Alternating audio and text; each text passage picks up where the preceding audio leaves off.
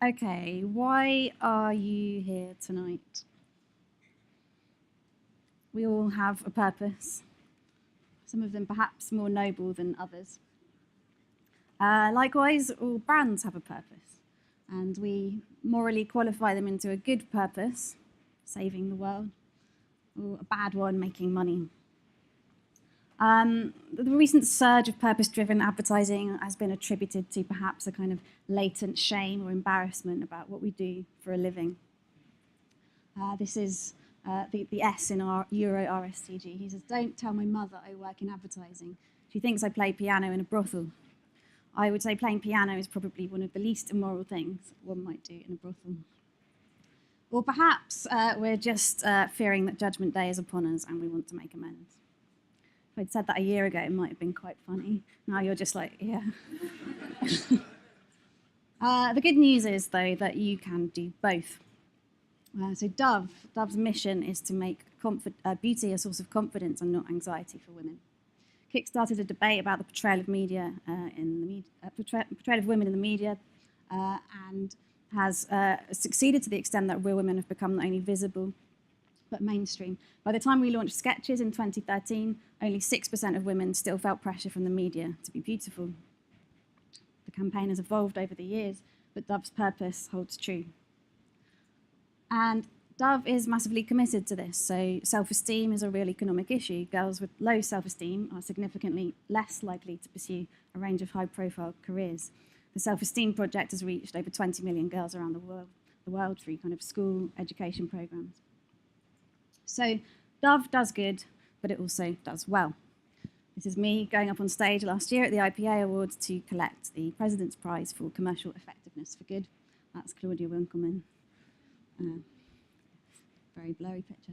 And the paper demonstrated that Dove's communication of its purpose generates an ROI of $4.42 for every $1 spent. That's 3 times the average for FMCG. It also proved that Dove's purpose was more talked about than when Kim Kardashian broke the internet, proving that it connects in culture to the same degree as the most talked about celebrities of our time. So Dove's communication of its purpose directly leads to product sales, but it also increases the effectiveness of the entire communications mix, generating an additional 130 million incremental revenue. That's about 40 million additional profit.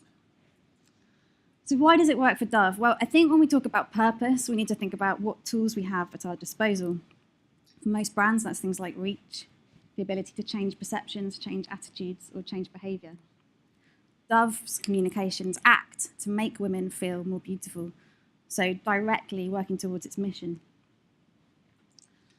And you might ask, well, okay, what right do commercial brands have to play in this space? And I'd say the advantage they have over Tarquin's startup repurposing plastic bags into fishnet stockings is scale. So Dove's campaign Choose Beautiful prompted 3.7 million women to admit that they were beautiful. Heineken Open Your World, whatever you think about the campaign, it was seen by over 15 million people. If it caused just one white supremacist to change his mind, was it worth it? Another criticism levelled at purpose is that it's just laddering up to impossibly high ideals. And of course, in some cases, we all know who I'm referring to, that's true. But does that excuse us from trying to make the world a better place? Paul Polman says, if a business wants to be around for a long time, the best guarantee is to serve society. And this goes right back to Unilever's roots when it introduced the first mass-produced soap to try and rid Victorian England of disease. This isn't perhaps the best example of a noble purpose. I'm sure most of you are familiar with Edward Bernays, the so-called father of modern PR. And he's a nephew of Freud as well. But smoking in the 20s was very much a male pursuit, apart from a few unreputable women. So in order to make it desirable and acceptable, Edward Bernays coined the phrase torches of freedom. And so cigarettes became a tool in the fight against male oppression. If that's not laddering up, I don't know what is. Then finally, what if we didn't have purpose at all? Where would that lead us creatively? And maybe you'd get campaigns like this one. It's a great campaign, or something like this. I just don't know where it goes. I mean, there's only so long we can be kind of endearingly self-referential. So let's use our tools for good. Purpose might not be a guarantee of profit, but they're not mutually exclusive. So you can either be a big, successful corporation that does good or one that doesn't. Purpose can, if you get it right, unlock distinctiveness.